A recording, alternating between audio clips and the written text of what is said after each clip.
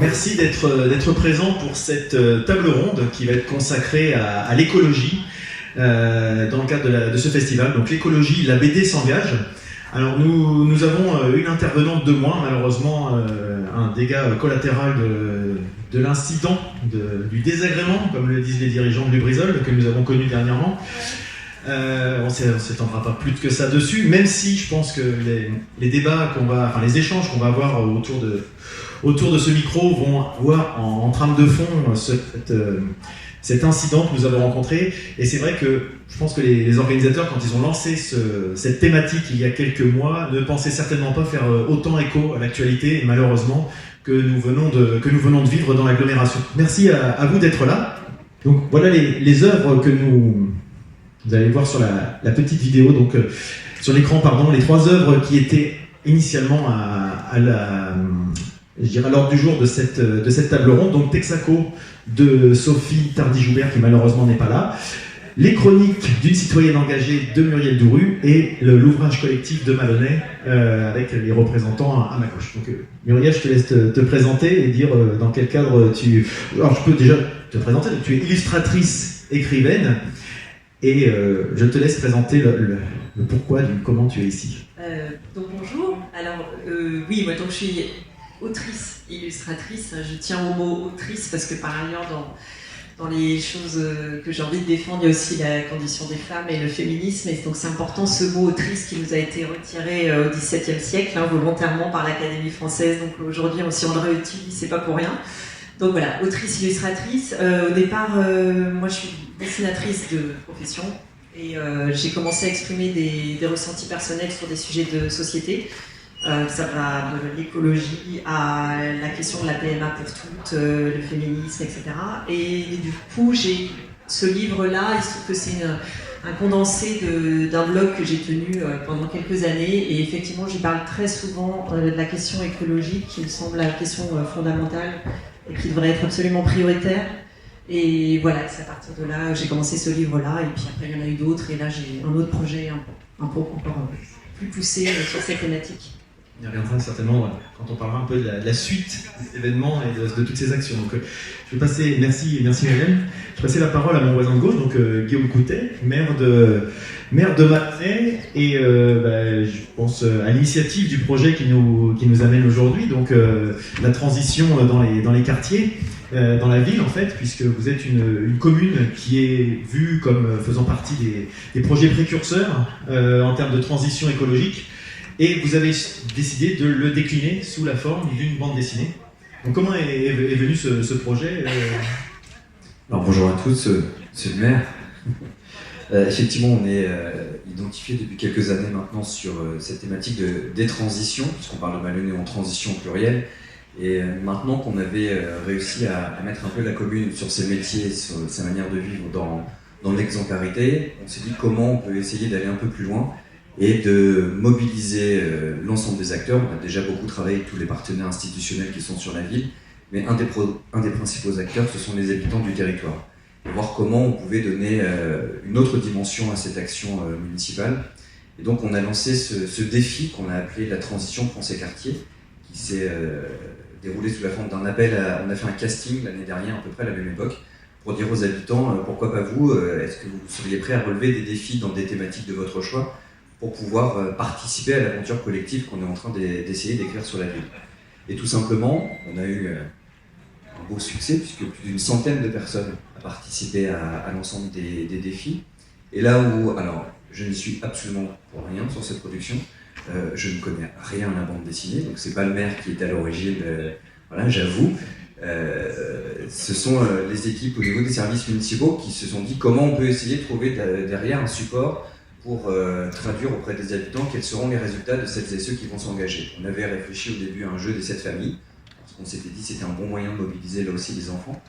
Et très vite, en fait, est venue cette idée de mettre en récit, parce que c'est pas que la mise en image de l'aventure, c'est aussi l'idée qui est la nôtre de voir comment on peut traduire cette évolution du projet territoire qu'on porte à Malonnet et de l'inscrire dans l'histoire de la commune qui a été fortement marquée par son passé industriel autour du textile, et d'écrire ce récit du territoire autour des transitions énergétiques et écologiques. Et quoi de mieux qu'une bande dessinée pour mettre en image ce récit d'une aventure collective qui était celle des habitants qui ont participé à ces 7 défis pendant 3 mois, et la dynamique portée entre autres par le scénariste, avec les illustrateurs qui ont participé à ce beau projet.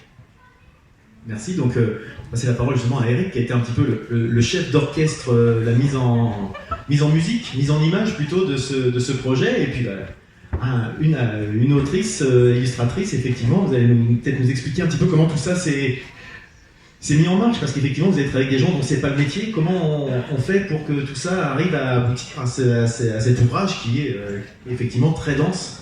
Oui, donc bonjour à tous. Donc je suis Seka, le scénariste qui a travaillé sur la partie scénaristique du projet et qui fait aussi le lien avec les dessinateurs, les 7 dessinateurs qui ont travaillé sur ce projet. Donc effectivement, quand on m'a appelé, effectivement, c'était pour travailler avec des personnes qui n'étaient pas forcément des spécialistes de la bande dessinée. Et moi-même, je n'étais pas non plus un spécialiste de l'écologie, donc on était fait pour se rencontrer quelque part. Chacun va s'apporter l'un l'autre, quoi. Enfin, oui, c'est ça. Donc moi, effectivement, j'ai plutôt un travail éditorial en général, mais ça m'arrive de travailler comme ça sur des albums en fait que je fais en partenariat avec soit des entreprises, soit des villes. Donc c'était vraiment un beau projet. Moi-même, je ne suis pas effectivement investi dans l'écologie comme peut l'être ma voisine. Mais c'est un sujet auquel je suis sensible, comme beaucoup de Français, c'est sûr. Voilà. Et à travers... plus bas, ça va comme ça. Et à travers ce projet, c'est vrai que moi-même, j'ai appris beaucoup de choses. D'ailleurs, j'applique déjà des choses que j'ai pu apprendre à travers les différentes expériences que j'ai eues avec les habitants et avec les coachs. Voilà, donc c'était vraiment une expérience où chacun a appris pas mal de choses. Et les habitants, et mes interlocuteurs, et moi-même. Voilà, donc c'était vraiment une très belle expérience. Et justement, avant de passer la parole à ta voisine de gauche, les dessinateurs, parce que là on parle du scénario, mais derrière il y a un dessinateur par histoire et par thème finalement, qui les a choisis? Est-ce que ça a été un autre appel à projet? Est-ce que c'est tes connaissances? Est-ce que les gens sont manifestés? Comment ça s'est passé? Oui, alors dès le début du projet, on s'était mis d'accord avec Alice et Mathieu sur effectivement le style de dessin qu'on voulait. Donc on était plutôt, on voulait vraiment être en immersion, vraiment dans le quotidien, dans la vie des gens. Donc on voulait plutôt un style un peu roman graphique, c'est-à-dire pour que tout le monde s'y retrouve, qu'on reconnaisse les habitants qui étaient engagés dans le projet. Donc ça a vraiment infléchi un peu notre recherche des dessinateurs. Donc effectivement, il fallait trouver 7 dessinateurs, ce qui n'est pas forcément facile de trouver comme ça sur un temps très court, parce qu'on avait très peu de temps pour faire cette bande dessinée. Voilà, donc j'ai fait appel effectivement à des connaissances qui avaient ce style roman graphique. Et puis j'ai aussi fait appel aussi à de nouvelles têtes, comme ma voisine, Queen Mama, qui est une blogueuse assez connue dans la région. Voilà, puis qui avait un style qui me paraissait vraiment pile poil adapté pour travailler sur l'histoire avec les enfants. En fait. Voilà, effectivement, ce que tu as fait, c'est vraiment formidable. Et je pense que les enfants, d'ailleurs, sont très contents de se voir dans cette bande dessinée. Donc Queen Mama, c'est ça? Comment on... C'est ça, Queen Mama. Pardon, oui, je voulais pas écorcher le nom. Comment on se retrouve dans un projet comme ça et comment on l'aborde finalement? Parce que, comme dit Eric, vous êtes blogueuse. Donc on exprime plutôt ses propres ressentis, ses propres thématiques. Là, c'est plus une commande finalement. Comment on s'adapte, comment on rentre dans ce type de projet? Est-ce que vous êtes déjà sensibilisé à ces thématiques-là? Alors moi j'étais... Alors quand j'ai été contactée par Eric, j'étais vraiment contente d'être contactée pour un projet comme ça, qui est un projet pilote. Elle m'avait expliqué un petit peu en gros comment ça se passait, l'expérience avec les habitants de Madonnet. J'ai trouvé ça vraiment très original d'impliquer comme ça autant d'habitants dans un projet pour améliorer en fait l'écologie, l'environnement. Donc j'ai été sensibilisée, j'ai des enfants aussi. En tant que maman, je suis très sensibilisée à tout ce qui touche à l'environnement, à l'écologie, à notre futur également. Et j'ai impliqué aussi ma communauté parce que je suis blogueuse parentale avant tout, et j'ai tout au long du projet impliqué ma communauté quand j'avançais sur les planches, je leur en parlais, je leur montrais un petit peu des esquisses, je leur expliquais un petit peu le projet, je leur disais, voilà, c'est un projet mené avec la ville de Vallonnay, etc. J'ai eu pas mal de retours par rapport à ça, pas mal de questions aussi. Et il y a beaucoup de gens qui ont trouvé ça super, même à refaire dans leur ville. Donc ça a valeur d'exemple en fait, finalement, voilà. comme projet. Donc, si on reprend un petit peu le thème de l'écologie, ça vient donc c'est l'étude de l'habitat. Mais ça c'est un petit peu la définition officielle. Les uns et les autres, là, quelle est votre approche justement de l'écologie? Qu'est-ce que ça évoque pour vous comme thématique? Votre définition de l'écologie justement, comment vous la voyez, sans faire d'écologie politique ou quoi que ce soit, mais rien que le concept d'écologie, comment voyez-vous par exemple? Alors moi, pour la petite histoire, ce matin, par rapport à ce qui s'est passé à Rouen jeudi, l'incendie qui a eu lieu à l'usine, j'ai fait une illustration aujourd'hui j'ai publié une illustration concernant justement cette vision que moi j'ai de l'écologie. Pour moi, c'est avant tout le fait de pouvoir, que l'être humain puisse vivre vraiment tout en respectant l'environnement dans lequel il évolue. Et c'est vraiment, pour moi, ça le sens premier de l'écologie, c'est de vivre en harmonie sans détruire, en fait. Un équilibre. Voilà, trouver un équilibre entre, il faut bien qu'on vive, qu'on se nourrisse, qu'on se loge, mais sans forcément à tout prix, la destruction à tout prix pour la consommation. Pour moi, c'est ça, il faut trouver vraiment le sens de l'équilibre. Et ça éviterait tellement de catastrophes comme ce qu'on a vécu cette semaine. Malheureusement. Voilà. Et toi, Eric, l'écologie, pour toi, ça évoque quoi?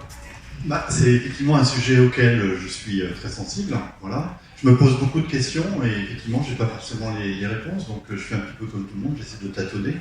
Voilà. S'il m'arrive de prendre l'avion, ça m'arrive encore, je culpabilise. Voilà. Quand je gaspille un peu d'eau, je culpabilise.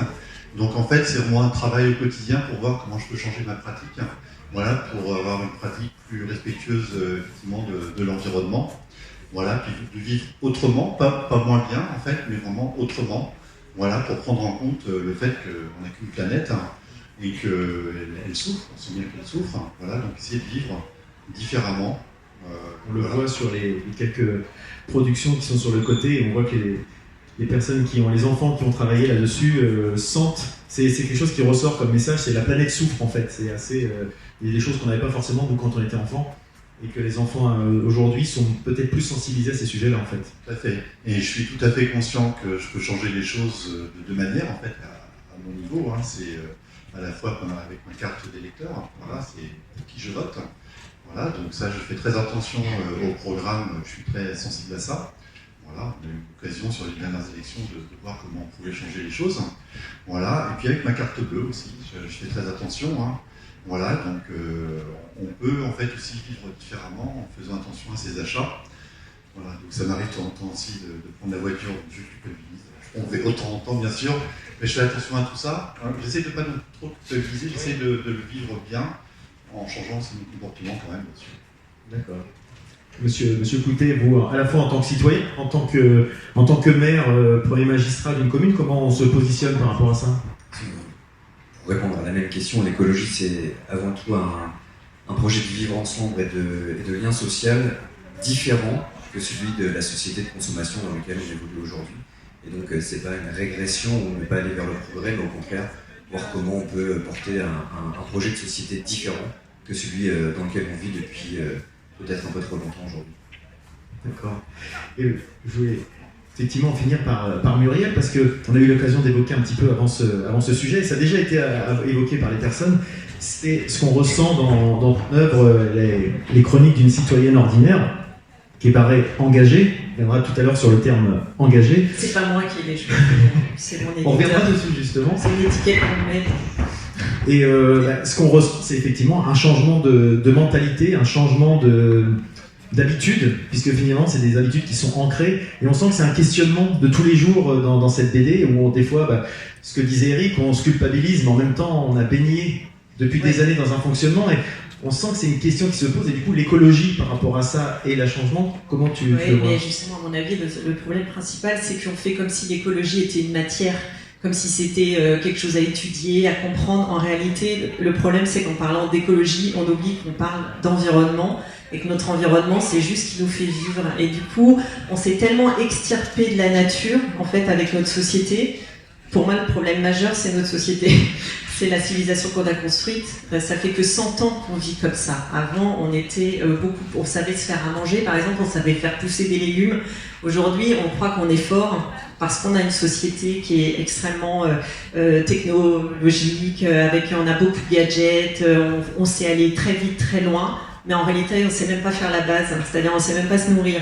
Et donc, à mon avis, le souci principal, c'est que on croit qu'on est fort, alors qu'on est très fragile, qu'on est dépendant d'un système extrêmement complexe. Il suffit qu'il y ait un rouage dans la machine qui marche plus, et là, on n'a même plus de nourriture. Hein. Très clairement, Paris a 3 jours d'autonomie. Si demain il y a un problème de pétrole, parce que 98% des éléments qu'on mange, de ce qui nous nourrit, de ce qui nous fait véhiculer, tout. 98% est lié au pétrole. Donc en fait, pour moi, le problème principal, c'est notre civilisation, c'est ce qu'on a conçu. Et en plus, on croit que cette civilisation, elle est éternelle, on croit qu'elle existe depuis la nuit des temps, alors qu'en réalité, quand on pense que la Terre a 4,5 milliards d'années et que notre civilisation, elle a commencé vraiment il y a 100 ans, et que c'est depuis les années 60 que vraiment on a tout accéléré, et en accélérant tout, on a tellement pris des ressources à la Terre parce qu'on a fait comme si la planète était juste une mine de ressources, en oubliant complètement que ces ressources-là, à la base, ça nous fait vivre et ça ne fait pas vivre. Un autre sujet aussi, je pourrais en parler pendant des heures, hein, mais autre sujet, c'est qu'on a tendance à se penser tout seul sur Terre. On pense qu'il n'y a que l'humanité à faire survivre. Environnement. Et le problème, c'est qu'on n'est pas tout seul, c'est qu'il y a une espèce qui disparaît toutes les 19 minutes, ce qui est quand même dingue. Et voilà. Et donc, dans notre folie, parce que pour moi, c'est vraiment une folie, on est en train d'embarquer toutes les espèces avec nous. On a détruit 80% des insectes, on a détruit 60% des mammifères. Voilà, et je pense que c'est tout un cheminement intellectuel à remettre en question. C'est pas juste effectivement changer des petites choses parce que je vais faire attention. Alors bon, moi j'ai tout changé, je prends plus l'avion, je suis végétarienne depuis 19 ans, je peux vous en faire une liste de 3 km, mais je ne pense pas du tout que ce soit suffisant. Voilà, je pense qu'au contraire, ça ne suffira absolument pas. Par contre, je pense que les deux vont de pair. Si on ne change pas notre civilisation en changeant nous-mêmes, on n'arrivera à rien. Et donc, c'est la continuité aussi de ce qu'on se disait, c'est que ce qu'on retrouve dans les 3 BD, alors Madame Tardy-Joubert n'est pas là pour la presse, celle de Texaco sur le scandale, un scandale pétrolier en plein cœur de l'Amazonie, mais effectivement on voit bien qu'on ne peut pas prendre un problème que par un bout, tout est systémique. Tout est interconnecté, on le voit bien, c'est un désastre humanitaire peut provenir d'un désastre écologique, les deux peuvent être complètement intercompatibles, et c'est compatible, pardon. Et ce qu'on voit effectivement dans toutes les œuvres là, c'est que vous avez tous pris, même dans votre ouvrage collectif, c'est pas uniquement pour caricaturer la protection des petites bêtes, la protection de voilà, parce que c'est souvent comme ça qu'on caricature l'écologie, c'est le tri des déchets et puis ça, mais non, on voit bien qu'il y a consommer durable, consommer raisonnablement et toutes ces approches là. Et c'est effectivement l'écologie, finalement, c'est un terme un petit peu restrictif. En tout cas, quand on lit vos BD, c'est un peu le terme qu'on peut voir. Mais surtout, en parlant d'écologie, on a l'impression qu'il y a juste un problème à régler. Or, en fait, le problème, c'est même pas un problème. C'est une conséquence, finalement. C'est une conséquence, c'est un symptôme. La crise qu'on traverse aujourd'hui, c'est un symptôme de notre civilisation. C'est pas du tout un problème qu'on doit régler. En fait, c'est vraiment, on arrive là, mais c'est pas un hasard, c'est parce qu'on a tout spolié, parce qu'on a détruit notre environnement. Il suffit pas juste de dire c'est un problème, on va mettre un pansement dessus. Non, on est bien plus loin. Et pour l'instant, puisque tu as tué le micro, je vais continuer juste sur le thème engagé, passer peut-être plutôt à Monsieur Coutet qui était à l'initiative, mais être engagé finalement, puisque tu disais que c'était pas toi qui t'étais attribué l'étiquette, mais finalement, en quoi consiste engagement par rapport à quelqu'un qui ne le serait pas? On devrait tous l'être, quoi. En fait, s'engager, ça veut rien dire, c'est juste que j'ai commencé à exprimer des choses que je ressentais par rapport à l'environnement, des angoisses profondes, et au final, après, je me suis beaucoup renseignée sur les questions pour justement régler mes problèmes personnels vis-à-vis de ça. Et après, c'est comment est-ce que moi je m'engage à titre personnel pour que ma vie soit de plus en plus en adéquation avec ce que je sais, parce que, non pas ce que je pense, ce que je sais, ce qui est quand même très différent. Mais après, l'engagement, il devrait être collectif en réalité. On devrait tous aujourd'hui être sur le pont en se disant notre bateau va couler. C'est-à-dire, c'est inéluctable pour l'instant vu comment on y va. Qu'est-ce qu'on fait tous ensemble, quoi. Ça, c'est vraiment un problème collectif, c'est pas juste machin et puis un autre machin qui va penser autrement. En réalité, on devrait déjà tous être d'accord sur le problème, sur ce qui s'annonce, et agir collectivement.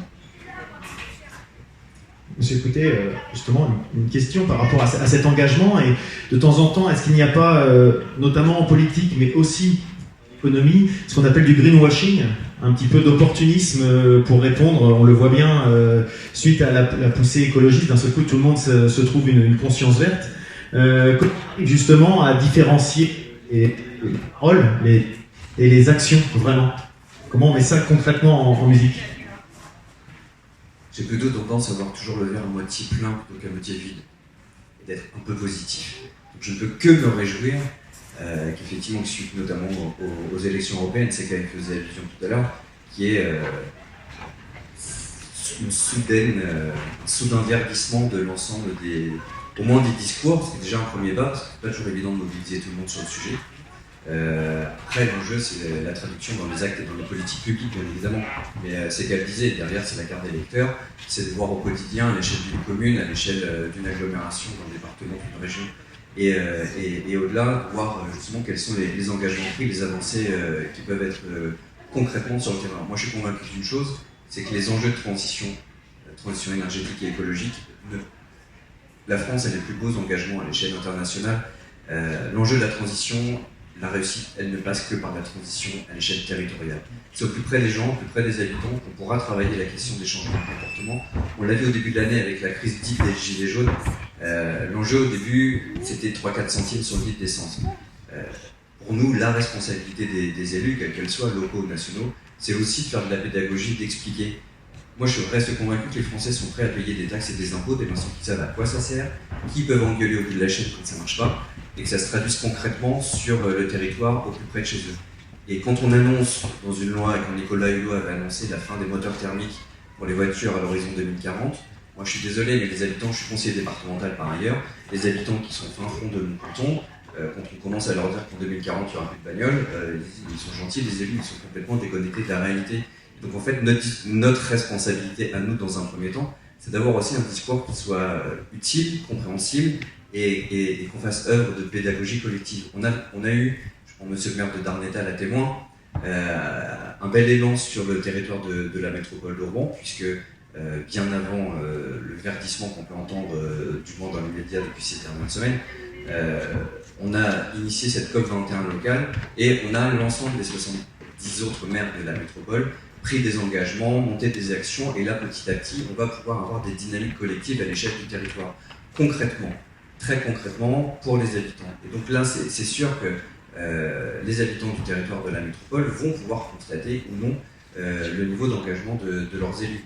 Mais la transition ne pourra réussir que si elle est territoriale, au plus près des habitants, parce que l'enjeu, c'est pas les grandes politiques publiques, l'enjeu c'est bien le changement de comportement, et c'est ce qu'il y a de plus difficile à mettre en œuvre, d'inviter les gens à avoir davantage recours aux transports en commun plutôt qu'à la bagnole, encore faut-il qu'il y ait des transports en commun, d'inviter les gens à manger autrement et de manière un peu plus saine. Il faut aussi en avoir les moyens financiers. Les injustices climatiques, on le voit à l'échelle planétaire entre les pays développés et les pays sous-développés, mais à l'échelle de notre propre pays, les injustices climatiques vont venir renforcer les injustices sociales qu'on connaît déjà aussi fortement aujourd'hui. Donc, il y a énormément d'actions que les pouvoirs publics peuvent mettre en place, que les communes peuvent mettre en place. On encourage, pour être très concret, et donner un exemple d'une action, c'est vraiment rester dans les références locales. À Maloney, on essaie de faire des petites touches impressionnistes. Et une des actions dont on est fier, je le dis sans être très modeste, mais c'est pas grave, c'est le SAM. On a mis en place le service d'aide à la maîtrise de l'énergie. Aujourd'hui, on dit à tout le monde, il faut réduire vos consommations énergétiques, et on sait que le bâtiment, c'est 40% des consommations énergétiques du pays. Il faut isoler vos maisons, être plus sobre sur vos maisons. Très bien. Sauf qu'à partir de là, prenez, et il y a le même type d'habitat à Darnétal, nous on est dans cette vallée ouvrière que je disais tout à l'heure, fortement marqué par un bâti autour de l'industrie textile, des maisons en briques, pas isolées, couple de personnes âgées, il va se dire, moi, c'est pas pour moi, ça coûte trop cher. Sauf que c'est ces gens-là qui, demain, parce qu'on sait très bien que dans les 10 ans, l'électricité va doubler, c'est ces gens-là qui, dans les 10 ans, seront les premières victimes de la hausse du coût des énergies. Et donc, nous, on a mis en place ce service, où c'est des visites à domicile gratuites, parce qu'il y a aussi plein de margoulins qui profitent et qui surfent aujourd'hui sur tout un tas d'arnaques auprès des publics un peu fragiles. Et donc on va à domicile, on regarde comment les gens utilisent leur logement, selon leurs conditions financières, quel type d'aides peuvent exister, parce qu'il y a plein d'aides financières qui peuvent exister selon les ressources des habitants. On les accompagne sur la nature des travaux à faire, quels artisans trouver. On travaille aussi avec les artisans qui sont intervenus sur nos propres bâtiments, parce que là aussi on peut avoir très rapidement des arnaques ou des malfaçons, et on les accompagne jusqu'à la fin du projet. Alors ça ne fait pas la une des journaux, c'est pas des dossiers qu'on ouvre tous les 15 jours, mais on est déjà à une quarantaine de visites à domicile en 18 mois. Sur la quarantaine de visites, 3/4 ont débouché sur des travaux. Ces gens-là, voilà, c'est un service public au plus près des habitants, c'est porté par la ville, donc c'est rassurant. Si toutes les communes du territoire de la métropole font ça, les objectifs qu'on a fixés au territoire à l'horizon 2050 de rénovation thermique des logements, on aura donc mis sur la table les moyens pour permettre aux gens, grâce au service public, de pouvoir atteindre ces objectifs sur le territoire. Voilà, c'est des petites actions qui sont portées à l'échelle locale, qui peuvent justement créer un mouvement et une dynamique. Et aussi, c'est autant, par revenir sur la catastrophe industrielle qu'on vient de subir, mais c'est autant d'emplois non délocalisables qu'on a aussi au plus près de nos territoires et qui peuvent là trouver un enracinement un peu plus profond et un peu plus dans le temps. Très bien, merci pour cette approche, effectivement, cet éclaircissement.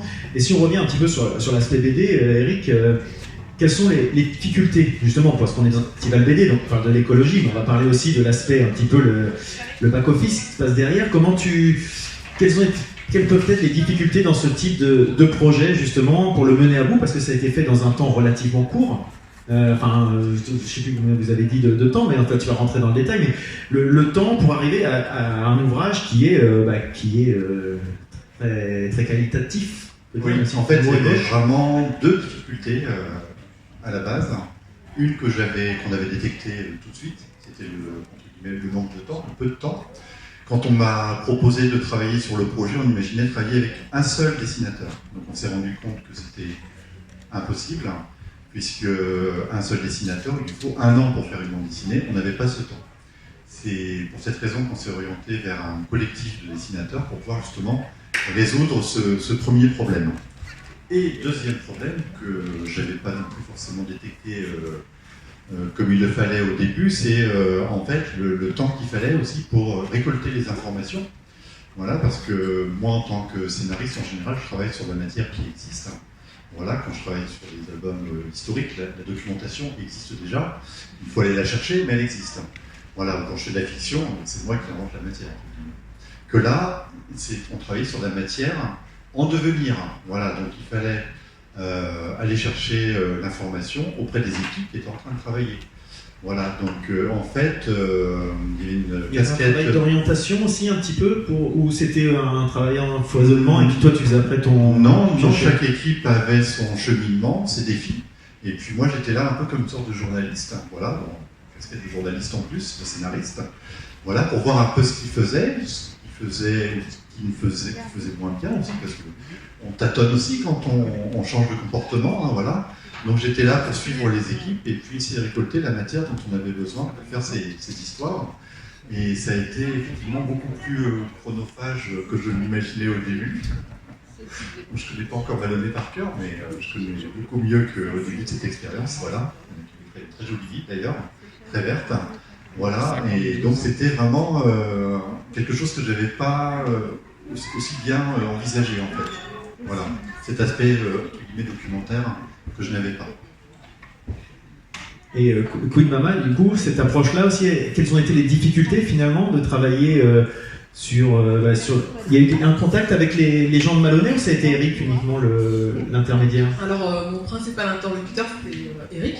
Évidemment, je me suis basée sur son scénario et sur les photos qu'il avait prises dans l'expérience Moi, je me suis occupée des déchets, en fait, de l'approche des déchets vue par les enfants de l'école de Malonnet. Du coup, j'avais d'une part le scénario, avec leur expérience, ce qu'ils ont vécu, ce qu'ils en ont retenu, et d'autre part les photos. Donc, je me suis beaucoup inspirée de leur bouille. Moi, je me suis même régalée à les reproduire en dessin, parce qu'ils étaient vraiment tous mignons les uns que les autres, c'est des enfants.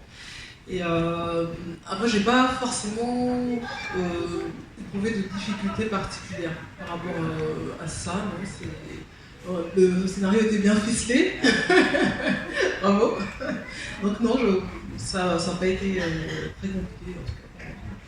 Donc pour vous donner une petite idée de ce à quoi ressemble cette œuvre, donc on voit qu'on a des planches de BD, donc c'est des BD en 5 planches, c'est ça, avec aussi à la fin de chaque BD un petit guide pratique finalement, avec des paroles d'experts, avec comment faire pour aller plus loin, avec des expériences qui se font par ailleurs, etc. Est-ce que ça, vous avez été impliqué là-dedans, ou s'il y a eu la BD d'un côté et puis cette partie plus technique de l'autre? Alors moi, dès le début, j'ai bien rappelé que j'étais absolument pas un expert en la matière, voilà.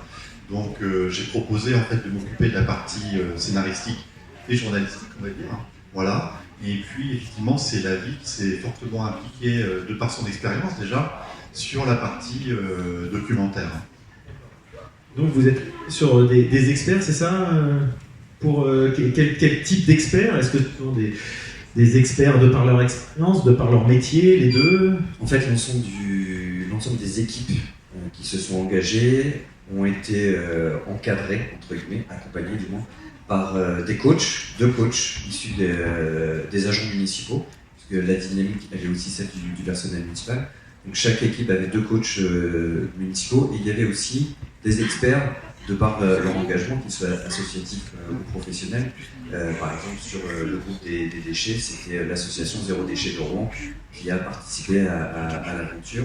Donc voilà, chacun était vraiment, chaque équipe d'habitants n'était pas laissée vivre elle-même, elle a vraiment été accompagnée tout au long des 3 mois de défi. Et on a mis aussi, et c'est ce qui fait l'articulation entre chacune des BD et chacune des thématiques, on a fait aussi du coup un petit éclairage sur celles et ceux qui vont accompagner les habitants dans leur aventure. Comme ça, on les retrouve aussi en photo dans la bande dessinée. Et cette bande dessinée, elle est destinée à qui finalement? Aux gens de Malonnet, à la métropole? Ça a vocation de faire, je dis que c'est peut-être pas le bon terme en ce moment, mais d'aller un peu au-delà des frontières de la métropole? Alors effectivement, le but du jeu à l'origine, c'était de se dire comment, à partir de l'engagement des habitants dans cette aventure, comment encourager leurs voisins, l'association d'à côté, ou quelqu'un à l'autre bout de la commune, de se dire bah tiens, ils ont fait ça dans leur rue, pourquoi pas nous? Donc l'idée a été celle-ci, c'est de produire suffisamment d'exemplaires pour la distribuer à tous les habitants de la commune, ce qui a été fait là au tout début septembre dans le cadre du salon des associations. On a invité les habitants à récupérer un exemplaire de la bande dessinée pour les inspirer, et c'est la manière avec laquelle on a essayé de travailler pour se dire voilà un outil pour le changement de comportement qui est assez facile à s'approprier, qu'on soit petit ou grand, et comme c'est des expériences à côté de chez soi, c'est un peu plus facile du coup d'identifier, d'essayer de reconnaître, alors moi on ne me reconnaît pas dessus, d'essayer de reconnaître son voisin ou autre. On s'est dit voilà, c'est le meilleur moyen d'avoir une action en matière de changement de comportement. Après, fidèle à ce qu'on essaye de faire depuis un certain nombre d'années, c'est effectivement d'essaimer, de ne pas faire THD, d'essaimer pour encourager les autres territoires, pourquoi pas, peut-être pas à faire la même chose que nous, mais à s'inspirer de notre démarche. Et comme on est poli, on l'a aussi envoyé à tous ceux qui nous ont donné un peu d'argent pour financer le projet. D'accord, merci. Muriel, un peu le même type de question. Quel est le public de tes œuvres? Quels sont les retours que tu peux avoir? Comment c'est perçu finalement parce qu'un maire, forcément, il diffuse des choses comme ça, ses administrés vont tout de suite lui faire un retour d'une façon ou d'une autre, mais quand on est illustratrice, autrice, comment est perçu ces œuvres? Comment on le sait ça finalement? Dans les salons comme ça? Dans des mails ou des choses? Oui, sur Internet, principalement. Après, moi je vise personne en particulier. Ce qui m'intéresse, c'est de m'adresser au plus grand nombre, c'est qu'on réfléchisse tous ensemble. C'est pas non plus, d'asséner des choses, c'est que voilà moi ce que je ressens, voilà ce que je sais aussi, les infos que j'ai. C'est un peu comme quand je vois ce qui tombe sur Greta Thunberg en ce moment, ça fait quand même un peu halluciner et beaucoup de peine que tous ces hommes blancs, âgés, tombent sur cette gamine de 16 ans qui fait que répéter ce que disent les scientifiques et qui s'en prennent à elle, alors que c'est quand même une fille de 16 ans qui remue ciel et terre pour faire changer les mentalités. Et ça s'attaque aux messagers pour pas écouter le message. Exactement, c'est tellement facile, quoi. C'est plus facile de s'en prendre aux lanceurs d'alerte que de regarder en face la réalité, qui est pas facile à admettre. En général, quand on commence à s'intéresser à ces questions-là, je ne sais pas vous, mais moi, quand j'ai commencé à m'intéresser à ces questions, la première chose, c'est une forme de deuil qui arrive. C'est le deuil d'un avenir comme on pensait, qu'on nous avait finalement inculqué dans l'enfance. On pensait qu'on allait vivre mieux que nos parents, que mes enfants... moi, je pensais que ma fille vivrait mieux que moi, et aujourd'hui, je suis convaincue du contraire. Donc, si vous voulez, une fois qu'on met les pieds là-dedans, c'est sûr que c'est pas évident. Donc, des fois, il faut arriver à assumer cette réalité. Et ça demande du travail aussi, personnellement, je trouve. Et c'est assez, je dirais paradoxal, peut-être que je ne l'ai pas perçu comme tel, mais ce message-là, il est plutôt pessimiste. Et pourtant, la BD, elle est plutôt enjouée avec de l'humour. Est-ce que c'est mais oui, mais une ça façon n'empêche pas. Et moi, je rebondis sur le côté. Il faut toujours, à chaque fois qu'on parle de ces questions, il y a toujours la question du être pessimiste, être optimiste. Pour moi, ça n'a pas de sens. Je veux dire, le constat, il est très pessimiste. Vous pouvez le tourner dans tous les sens. Si vous prenez tous les chiffres, ce qui se prépare pour les fonds des mers, ce qui se prépare pour l'atmosphère, ce qui se prépare pour le réchauffement climatique, la dernière étude, elle va jusqu'à plus 7 degrés, et c'est une étude française. Donc plus 7 degrés à la fin du siècle, dans 100 ans, je veux dire, c'est hallucinant. Plus 7 degrés, c'est la mort pour tout le monde. Hein. Donc vous pouvez le tourner dans tous les sens, vous prenez les chiffres, si vous les assumez, ils sont terribles. Donc on ne peut pas être optimiste sur ces chiffres-là, c'est mentir. Par contre, là où on peut être optimiste, c'est dans notre volonté à nous de changer les choses. Donc il y a une formule qui dit on peut être pessimiste sur le constat et optimiste dans l'action. Moi, c'est comme ça que je me situe. Donc forcément, j'essaie de faire à mon niveau, non seulement à titre perso comment je vis, mais aussi à travers mes bouquins et mon travail. J'ai envie de faire passer des choses pour qu'on se bouge les fesses tous. Mais par contre, là où je suis complètement réaliste, c'est que je sais très bien que si on s'y met pas très très vite, parce que par exemple faire des projections à 2050, déjà les projections au niveau du climat, elles sont terribles. 2050, il n'y aura plus de poissons dans les mers. Enfin, vous voyez, vous imaginez les conséquences, tous les gens qui vivent de la pêche. Donc, on peut le tourner dans tous les sens. Et moi, ce qui m'énerve la plupart du temps, justement, c'est quand j'entends les discours qui se veulent mesurer. Il y a même les scientifiques qui ont récemment assumé qu'ils étaient trop gentils et trop précautionneux dans leur... Pas trop faire peur. Et par exemple, le GIEC, le dernier rapport du GIEC annonçait être plus 4,8 degrés à la fin du siècle. Il se trouve que en fait, c'était très optimiste, et c'est plutôt plus 7 degrés. Donc vous vous rendez bien compte que là, de parler, par exemple, quand on parle de transition, la transition, on devrait la faire demain et très très vite, c'est pas 2050. Voire aujourd'hui. Donc voilà, encore une fois, moi, là c'est marrant, je peux rebondir, mais mon prochain projet il va se faire avec Nicolas Hulot, que je connais depuis 2016. Et pourquoi il est parti du gouvernement? Parce que justement, il en avait ras-le-bol des petits pas. Les petits pas, je suis désolée, mais on a largement dépassé ce cap-là. Il faudrait des très grands pas, et des très grands pas collectifs. Après, je n'ai pas de solution, évidemment c'est bien facile de dire ça, et après qu'est-ce qu'on fait pour que concrètement ce soit le cas dans notre société? Moi ce que je me dis, justement à mon niveau, c'est de changer le récit collectif. Il passe en effet par des créations artistiques, donc par les livres, et il peut y avoir plein d'autres créations qui peuvent être faites autour de ça. Mais par contre, au niveau du temps, on n'en a plus. Nicolas il le disait en long, large, en travers, on n'en a plus, c'est tout de suite. Donc c'est très bien de faire des projections dans 30 ans, 50, mais pour l'instant, les projections dans 30 ans, 50 ans, elles sont très pessimistes, il faut être honnête. Et justement, cet ouvrage, tu peux nous en dire plus ou pour l'instant c'est encore à l'état d'ébauche? Quelle est la thématique qui va être abordée? C'est spécifiquement cette thématique du changement climatique ou c'est plus global ou pas du tout? Ça c'est intéressant, par exemple, à chaque fois qu'on parle d'environnement et de la question écologique, on parle que de réchauffement climatique. On oublie toujours qu'on est dans un système très très complexe. Et c'est pas que le climat, c'est aussi la biodiversité. Par exemple, on a tendance à beaucoup la nier, la biodiversité, parce qu'on est dans un monde très ethnocentré, où on ne pense qu'à l'être humain. En ce moment, nous, en dehors de nos décors, qui sont des décors dédiés aux humains, les animaux, ils s'en prennent plein la gueule, ils sont en train de disparaître, ils sont massacrés. Ça aussi, ça fait pas plaisir à entendre, mais j'ai encore entendu récemment que même la girafe, elle est en voie de disparition. Je veux dire, désolé, il y en a plein les livres pour les enfants. Donc on fait des livres avec des éléphants, des rhinocéros, et dans la vraie vie, ils sont dégommés. Donc à un moment, il faudrait peut-être qu'on se regarde aussi en tant que personne, en tant qu'espèce, et qu'on se dise, bon, faut peut-être qu'il y a vraiment tout un fondement de notre civilisation et de notre personne. Qu'est-ce qu'on est en tant qu'espèce, quoi? Pourquoi est-ce qu'on accepte ça? Moi, la question des animaux aussi, elle me fait vraiment mal, parce que je trouve qu'on les oublie tout le temps dans l'histoire. Il n'y a pas que nous, c'est pas que la survie de l'humanité, quoi. C'est aussi la survie du vivant, en général. Et j'irai même un peu plus loin, parce qu'on parle dans l'ordre d'intérêt des gens, c'est l'humain, les animaux et les plantes. Parce que les végétaux, les espèces végétales disparaissent à un rythme encore plus élevé que les animaux, mais on s'en rend moins compte. Et c'est vrai que c'est des sujets où ce qu'on voit pas... Alors justement, je vais rebondir sur une thématique là qui nous touche un petit peu, malheureusement, c'est l'explosion, le désagrément de Lubrizol qui s'est déroulé il y a 2 jours. Et est-ce que justement, la question qu'on se pose, c'est à titre personnel, les gens sont tous plus ou moins sensibilisés depuis quelques temps, on fait chacun des petites choses éco-responsables, éco-citoyens, mais finalement, malheureusement, Madame Tardy-Joubert n'est pas là aujourd'hui, mais on se rend compte que ces actions sont assez peanuts par rapport à l'impact que peuvent avoir des grosses entreprises, que ce soit dans des cas exceptionnels comme des accidents, mais aussi dans sa BD. Donc vous pouvez voir des planches sur une exposition à l'intérieur qui s'appelle Texaco, qui relate un petit peu le saccage qu'a pu faire cette multinationale pétrochimique qui s'appelle maintenant Chevron, je ne sais pas trop le prononcer, mais en tout cas c'est cette boîte qu'on connaît un peu, et qui refuse la justice.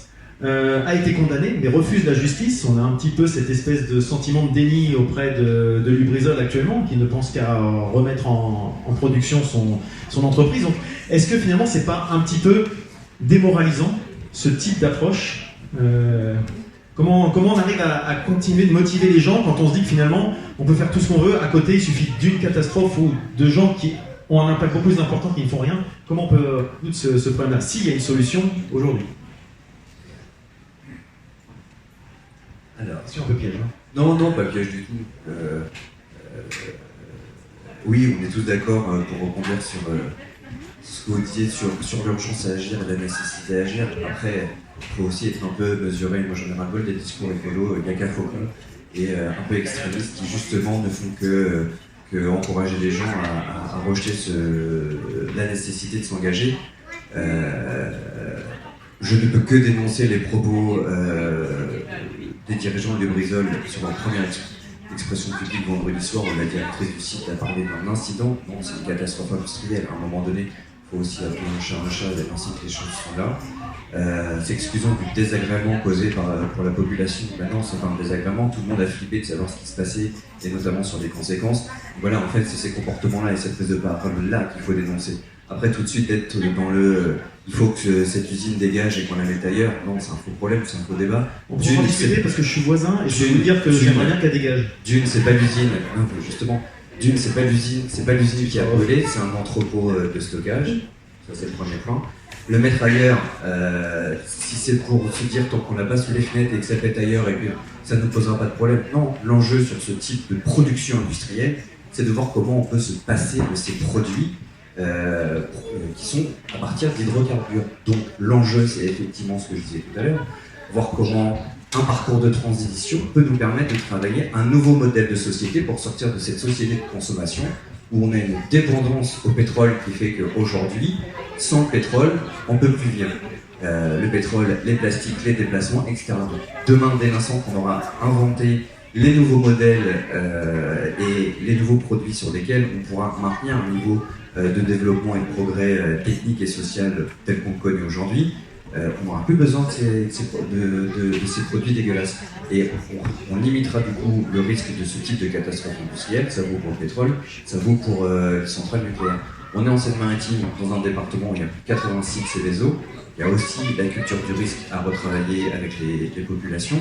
Et il ne faut pas oublier que, oui, j'entends, on habite à côté, que ceux qui habitent un peu plus loin ont aussi été touchés. Donc la problématique n'est pas que celle du quartier, la problématique elle est celle de quel type de modèle de société est-ce qu'on veut sortir de cette société de consommation à tout va, où on jette où on est obligé, là, en 2019, de prendre une loi pour interdire aux supermarchés de détruire des invendus parce qu'on marche complètement sur la tête. Donc non, quel modèle de société? Sortir de ce modèle de consommation, c'est qu'elle disait tout à l'heure. La prise de conscience et l'action, elle doit être collective.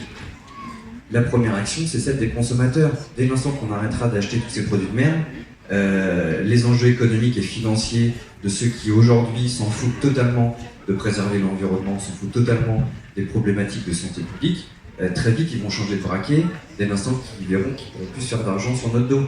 Donc la première action, au-delà des actions qu'on peut mener à titre personnel au quotidien pour changer ses comportements, c'est aussi changer ses modes de consommation. Avec cette difficulté qui a la nécessité d'un accompagnement qui soit local ou national, parce que ce n'est pas, notamment financièrement, à la portée de tout le monde. Oui, c'est bien de dire qu'il faut changer ses modes de déplacement, prendre les transports en commun, etc. Sauf que on a construit cette dépendance à la bagnole dans nos modes de vie. On a construit un étalement urbain qui fait qu'aujourd'hui, sans la bagnole, certains salariés qui ont la chance d'avoir un boulot ne peuvent pas aller bosser. Donc effectivement, ce type d'entreprise, il faut renforcer les mesures de sécurité, bien évidemment, parce qu'on a bien vu que AZF a pété en 2013 et qu'il y a encore un certain nombre de leçons qui n'ont sans doute pas été tirées, d'entendre en 2001, et c'est Lubrizol qui a eu un souci en 2013, d'entendre la directrice du site de dire dans les scénarios c'est les eaux, on n'avait pas prévu le risque incendie, c'est quand même un peu con pour ceux qui ont des hydrocarbures. C'est quand même surréaliste que les services de l'État n'aient pas non plus suffisamment de contrôle sur les moyens de la préservation de ce type de site à risque. Après, oui, il y a la réaction logique de dire il faut que l'usine dégage. Non, on est dans un port, il y a une activité économique. Si on dit Lubrizol dégage, il faut virer aussi tous les silos à grains dont le danger est sans doute beaucoup plus important. Regardez ce qui s'était passé à Bordeaux il y a une quinzaine d'années quand c'est explosé. Voilà, enfin, l'enjeu, il est vraiment quel type de société on veut construire ensemble et sortir de cette société de consommation qui nous amène à se retrouver face à ce type de risque industriel. Je voulais juste réagir sur la question de l'extrémisme ou de la radicalité qu'on oppose très souvent et qu'on oppose par exemple à Greta Thunberg et aux gens comme Aurélien Barraud par exemple dès qu'il ouvre un petit peu sur le sujet. Pour moi, c'est pas les gens qui sont extrémistes, c'est pas les gens qui sont radicaux, c'est la situation qui l'est. C'est-à-dire, c'est ce qui se prépare. Alors, je sais que c'est difficile à admettre et que c'est bien plus facile de s'en prendre aux gens qui gueulent un beaucoup. Je dis pas que gueuler, ça suffit. Moi, la preuve, c'est qu'à mon niveau, j'ai vraiment tout changé pour me mettre en adéquation avec mes idées. Seulement, par contre, moi, je trouve qu'on n'est pas assez en colère, sincèrement. Et je trouve qu'on n'est pas assez en colère par rapport à ce qui se prépare, qu'on laisse quand même beaucoup faire, que malgré tout, on a beau dire, les choses changent, la transition, on met beaucoup de mots, on met des petits sparadraps. En attendant, c'est quand même notre bien commun qui est abîmé tous les jours. Vous savez, je pensais à un truc, j'ai lu quelque chose de Pierre Rabhi qui m'a vachement touchée, justement, je pensais par rapport à ce salon sur la BD. Là, on est là, moi j'en fais partie, j'arrive, j'ai un livre à présenter, je le présente aux gens, regardez mon œuvre, c'est très bien, chacun vient là avec, soit en tant qu'acteur, soit en tant que créateur. Pendant ce temps-là, il y a je ne sais pas combien d'arbres qui sont détruits, il y a des animaux qui sont tués tous les jours. C'est-à-dire pendant qu'on est dans notre petite bulle à nous, pendant qu'on vend nos petits objets, nous, il y a des choses merveilleuses qui sont détruites. Donc, pour moi, la colère, elle devrait être absolument générale. Et c'est Aurélien Barraud qui disait ça aussi. Que par exemple la peur, on dit beaucoup qu'il ne faut pas faire peur. Moi je comprends pas, parce que déjà moi j'ai eu très très peur quand j'ai découvert tout ça, j'étais comme tout le monde, j'étais très naïve, je pensais que ma fille elle aurait un avenir brillant, qu'elle allait pouvoir faire juste sa vie comme moi je l'ai faite, et quand j'ai découvert que c'était pas le cas, la première réaction ça a été déjà l'angoisse, ça a été une énorme déception, même un deuil. Et bien cette peur-là, moi j'en ai fait quelque chose, c'est-à-dire que j'ai pas du tout l'impression juste d'être là à gueuler et de rien faire, non, au contraire, j'en ai fait une action. Donc on peut très bien avoir peur de la situation et quand même se mettre en branle pour que ça change. Donc moi je pense qu'il faut, sur les notions des émotions, à force de tout vouloir lister, à force de tout voir, genre, vous inquiétez pas, dormez tranquille, comme là c'est passé, qu'on parle quand même. Les médias, ça a été incroyable ce qui s'est passé avec l'histoire de l'usine. Il y a quand même eu un média 20 minutes qui a titré un nuage pas trop toxique qui est en train de passer au-dessus des Hauts-de-Seine. Je veux dire, voilà, encore une fois, on minimise à fond alors qu'on sait très bien et qu'on n'est pas naïf, et justement qu'il faut arrêter d'être naïf parce qu'on sait très bien que c'était dégueulasse ce qui passait au-dessus de la tête des gens et que même si ça passe pas sur la tête, ça tombe. Il y a des voilà, ça tombe après dans la terre et ça tombe dans les nappes phréatiques, etc. Donc moi je pense qu'il faut sortir de la naïveté, il faut être en colère s'il le faut. Je trouve que ce qui se passe c'est quand même très grave et qu'on ferait bien de se bouger tous collectivement. Et oui, si c'est pour être comme les gilets jaunes, oui, péter un peu, et ben pourquoi pas. Je trouve que c'est assez grave comme ça. Merci, Alors, merci. juste pour prolonger, effectivement, c'est important de changer par le haut, en fait, donc, par rapport aux mesures que l'État peut prendre, que des porte-paroles comme Greta Thunberg ou autres peuvent prendre, voilà, au niveau législatif. Mais aussi, on peut changer par le bas. Donc, la bande dessinée voilà, que j'ai eu le plaisir de faire avec la ville de Malonnet, je pense qu'on voulait vraiment être à hauteur d'homme et montrer qu'en fait, déjà au niveau individuel, tout ce qu'on pouvait faire, voilà, par nos gestes quotidiens, Attendre toujours de l'autre. mais aussi la pression qu'on pouvait mettre aux politiques aussi, aux magasins. Les magasins aussi, c'est là où on va faire nos courses, donc c'est aussi leur dire là vos produits, moi j'en veux plus, moi je vais plutôt ailleurs parce que ça me correspond mieux, voilà. Je veux manger plus local, je veux manger plus vert. Voilà, je pense qu'au niveau aussi individuel, nous ce qu'on voulait par la bande dessinée, je pense, c'est montrer qu'on pouvait changer de comportement aussi au niveau individuel, dans sa vie personnelle, mais aussi par rapport à la pression qu'on pouvait mettre aussi autour de soi aussi, je pense. Voilà. Merci. Alors, il y avait une dame qui voulait dire quelque chose, c'est ça? Monsieur Coutet.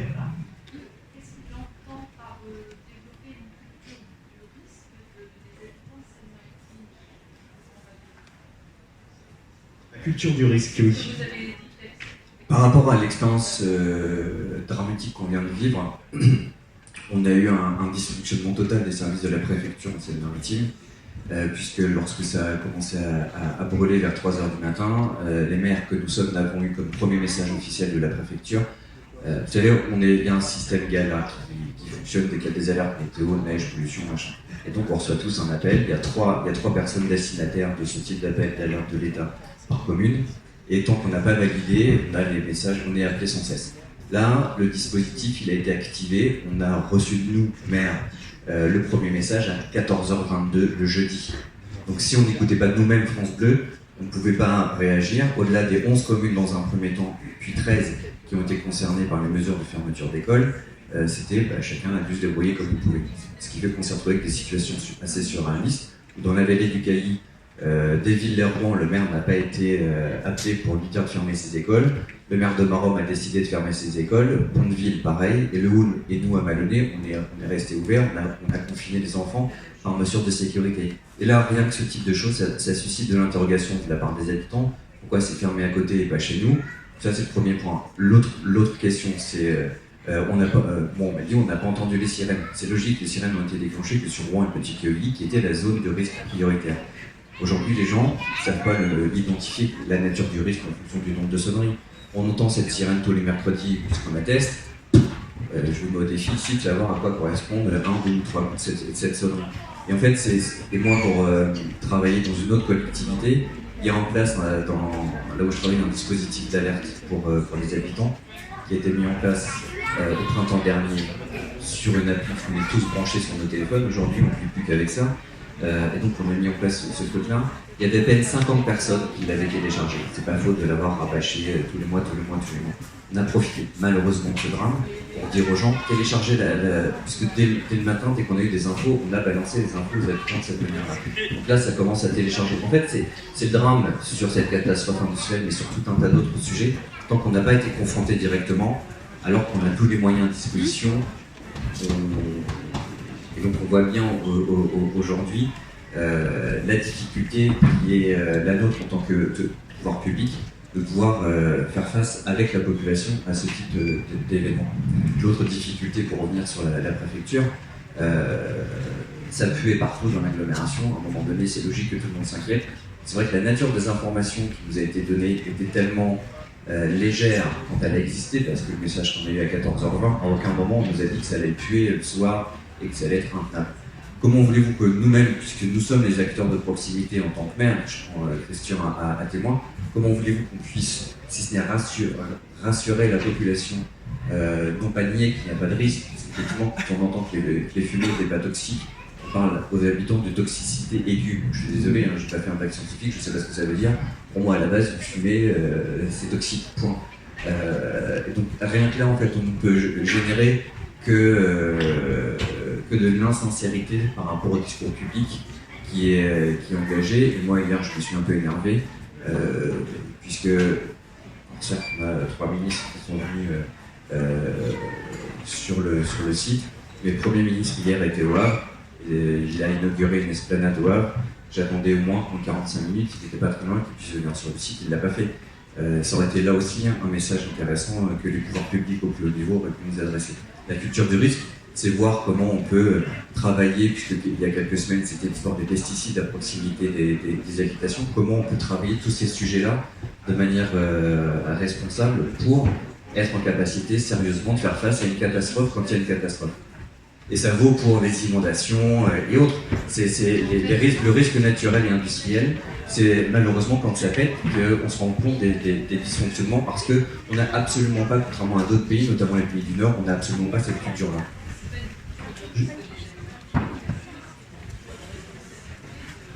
Des pouvoirs publics.